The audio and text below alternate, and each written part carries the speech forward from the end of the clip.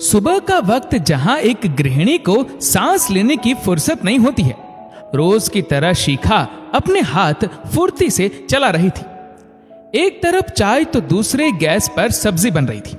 वहीं जल्दी जल्दी परात में आटा लगाकर ढक कर रखा ही था कि सासू मां चिल्लाई, बहू चाय ले आओ, दोपहर होने आई, मगर तुम्हारा तो काम निपटता ही नहीं, और मांगू नहीं तो तुम हमें भूखा ही मार दोगी। जी मां, बोल चाय हाथ में पकड़ाकर तुरंत अपने बेटे संजू के कमरे की तरफ भागी। बेटा जल्दी उठो, स्कूल के लिए देर हो जाएगी, कपड़े निकाल दिए हैं, नहाकर जल्दी तैयार होकर आओ, तब तक मैं चॉकलेट मिल्क शेक बना रही हूं। कुनमुनाता हुआ संजू उठकर बाथरूम चला गया।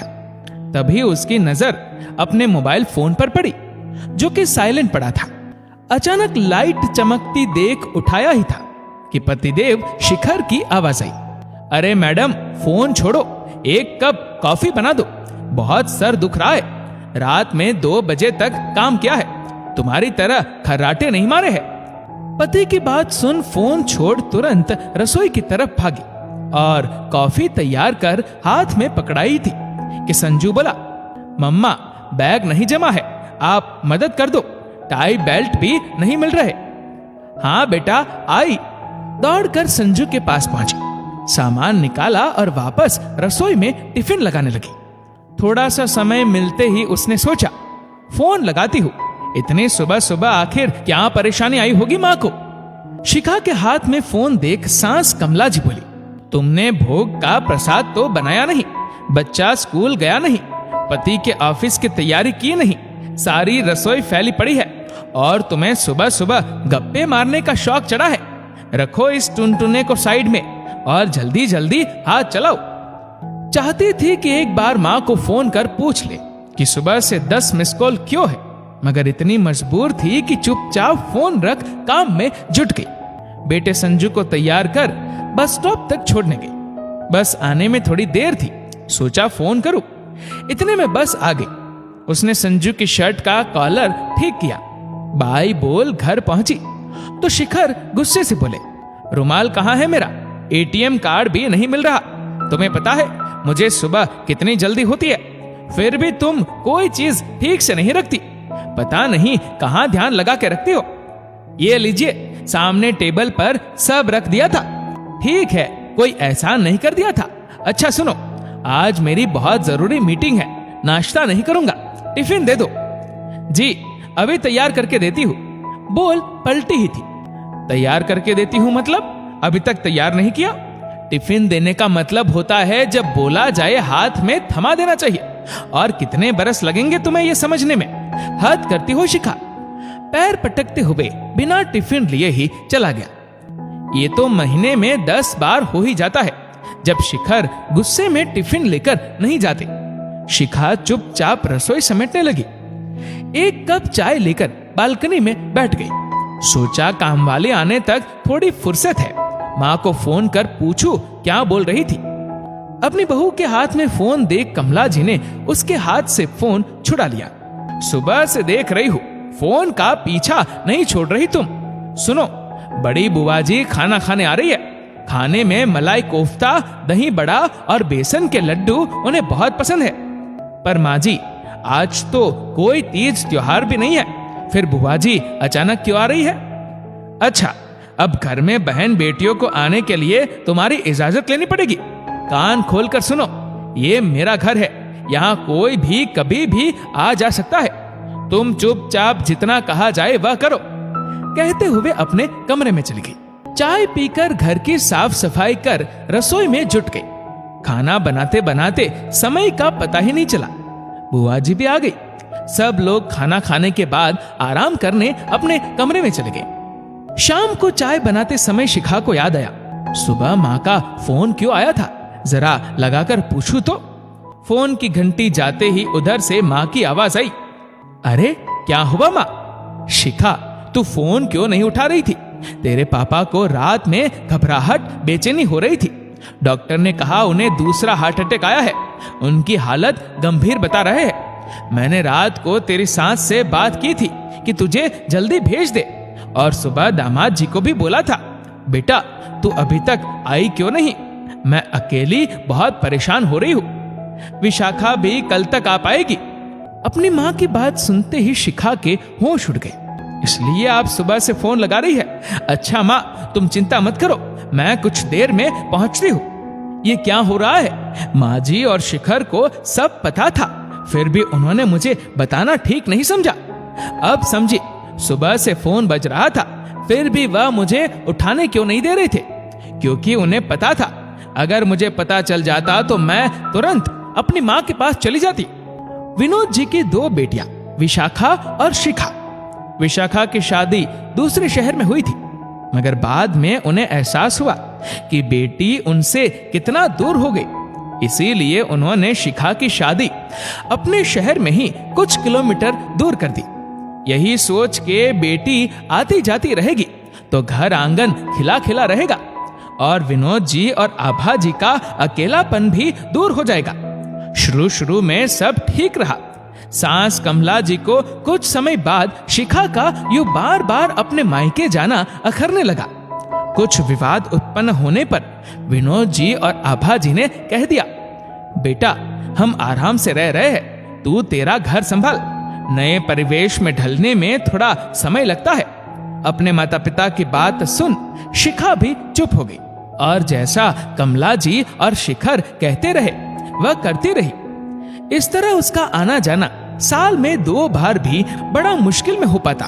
फिर बेटे संजू के बाद तो ना के बराबर जा पाती, क्योंकि कमला जी का अपने पोते के बिना मन नहीं लगता और बहू के बिना उनके घर में कोई काम हो नहीं सकता था। एक दिन अचानक उसके पापा की तबीयत खराब हो गई। शुगर, हाई बीपी तो उन्हें पहले ही से ही था। पता चला उन्हें हार्ट अटैक आया था। उनकी सेवा के लिए शिखा ने काफी भागदौड़ की। पापा के ठीक होते ही वापस ससुराल में आ गई। अब पापा का हालचाल जानने के लिए उसका मायके जाना फिर कमला जी को गुस्सा दिलाने लगा।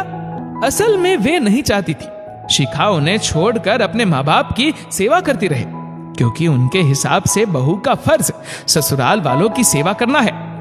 हद होती है इस बात की।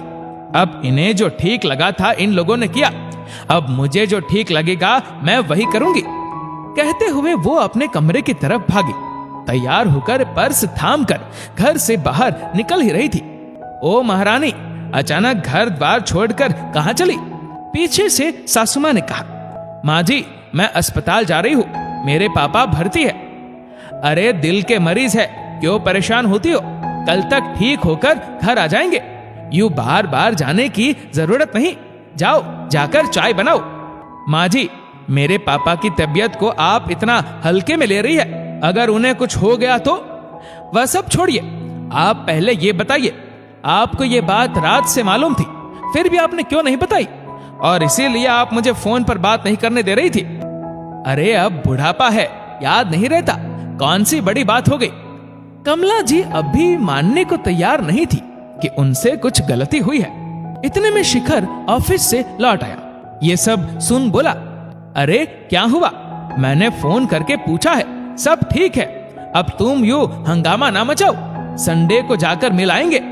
क्यों? 5 दिन बाद क्यों जाएंगे? अगर मेरे पापा की जगह आपके पापा को डॉक्टर के पास ले जाना पड़ता तो क्या 5 दिन बाद ले जाते? मैं अभी जा रही हूँ, मेरे पिताजी की हालत गंभीर है और आपको भी सुबह सब पता था, फिर भी आपने मुझे फोन करके क्यों नहीं बताया? बहुत हुआ, अब क्या ऐसे ही चीखती चिल्लाती रहोगी? जाओ जाकर मेरे लिए कॉफी बनाओ। आप लोगों को समझ में क्यों नहीं आ रहा है? मेरे पापा हॉस्पिटल में भर्ती है और माँ वहां अकेली है।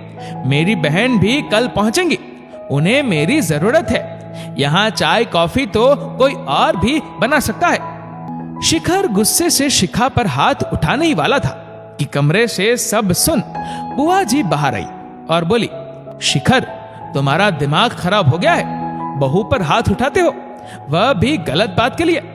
तुम लोगों को अपनी गलती का एहसास भी है।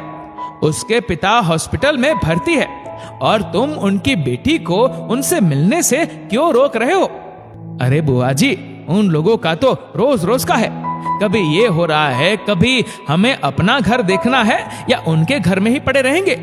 और वैसे भी बेटी दामाद से सेवा कराना पाप कराने बराबर है। वाह बेटा, तुम और तुम्हारी माँ जो कर रही है वह पुण्य बराबर है।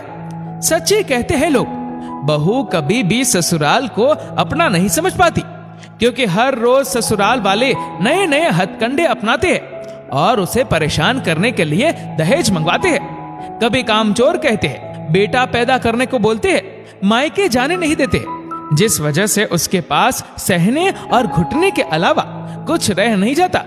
फिर वह ससुराल को अपना घर समझती ही नहीं है। बेटा, तुम ये सब अपनी माँ के कहने पर कर रहे हो तो सुनो बेटा, कल को ये तो चली जाएंगी, लेकिन तुम्हारे रिश्ते जरूर बिगड़ जाएंगे। तुम अपनी पत्नी की नजरों में कभी नहीं उठ पाओगे, और ये बात कमला भाभी से बेहतर कोई नहीं जानता। पूछो इनसे, मेरी माँ ने भी इनके साथ ऐसा ही किया था, कभी भी इन्हें मायके नहीं जाने देती थी। इनके माँ पिताजी का स्वर्गवास हो गया, फिर भी मेरी माँ ने इन्हें जाने नहीं दिया था। शायद उसी बात का बदला अब ले रही है। लेकिन भाभी, तुम याद रखना, ऐसा करके तुम शिखा के मन में अपने लिए नफरत पैदा कर लोगी और आगे उससे अपनी सेवा की उम्मीद छोड़ ही देना। शिखर को अपनी गलती का एहसास हुआ। उसने शिखा से कहा, चलो अभी मैं तुम्हें अस्पताल ले चलता हूं। वहां पहुंचते ही पता चला पिताजी नहीं रहे। बेंच पर बैठी अपनी निढाल माँ के पास पहुंची। वह बोली, तू जल्दी क्यों नहीं आई? तेरे पापा तुझे याद कर रहे थे।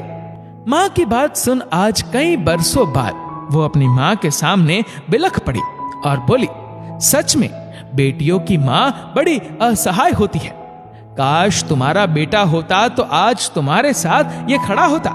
जैसे कि मेरे पति हमेशा सही हो या गलत, अपनी माँ के साथ खड़े रहते हैं। आज उनके सब्र का बांध भी टूट गया और वे बोली, अच्छा ही हुआ जो बेटा नहीं है, और तू क्या बेटे से कम है? मुझे नाज और गर्व है अपनी बेटियों पर। तू चिंता मत कर, मैं तेरे साथ हूं। और आप लोगों ने इसे बहू समझा या घर की बंधुआ मजदूर, जिससे हर समय गुलामी करवाते हैं। आखिर उसकी भी जिंदगी है, उसके फैसले हैं। अपने स्वार्थ के लिए इतना नीचे गिर गए कि सामने वाले की इच्छाओं भावनाओं का भी सम्मान नहीं कर पाए। शर्म आती है मुझे आपको अपना दामाद कहते हुए। और कमला जी, आप तो विदाई के समय ये कहकर ले गई थी मेरी बच्ची को, बहू नहीं बेटी बनाकर रखेंगे। कथनी और करनी में यही फर्क होता है। काश आपने सिर्फ बहू बनाकर रखा होता। मैंने सदा मेरी बच्ची को बड़ों का आदर करना सिखाया है, इसीलिए उसने पलट कर कभी जवाब नहीं दिया। और आपने मेरे संस्कारों का ये सिला दिया। आपने एक बच्ची को उसके पिता से मिलने तक नहीं दिया। शर्म आती है, छी। कहने को कुछ शेष न था। शिखर और कमला जी अपनी आंखें शर्म से झुकाए खड़े थे। गलती तो बहुत बड़ी की थी, जिसके लिए सबकी नाराजगी जायज थी। दोस्तों, इस वीडियो को आप किस तरह से देखते हैं नीचे कमेंट करके जरूर बताएगा। और अगर आपको वीडियो अच्छा लगा हो तो इस वीडियो को लाइक करेगा, शेयर करेगा ज्यादा से ज्यादा लोगों तक। और ऐसे ही और भी इंस्पिरेशनल वीडियोस के लिए सब्सक्राइब करें हमारे यूट्यूब चैनल को और फेसबुक पर फॉलो करें हमारे पेज को। धन्यवाद।